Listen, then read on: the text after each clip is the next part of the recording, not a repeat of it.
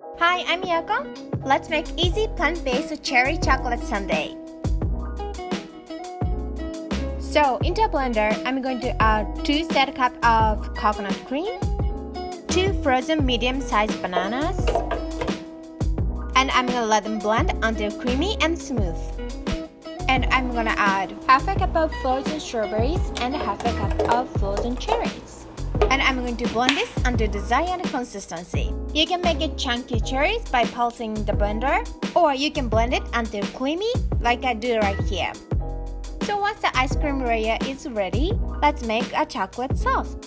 Into a small blender, I'm going to add 3 dates, pitted, 2 tablespoons of cacao powder, and half a cup of water.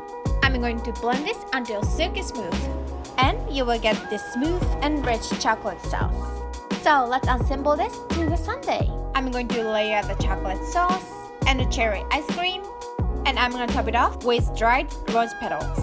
I love chocolate and cherry ice cream, so this is my healthy and wholesome homemade version of it. So please give it a try. If you like this video, please give it a thumbs up and subscribe. Thank you so much for watching, and see you in the next one. Bye!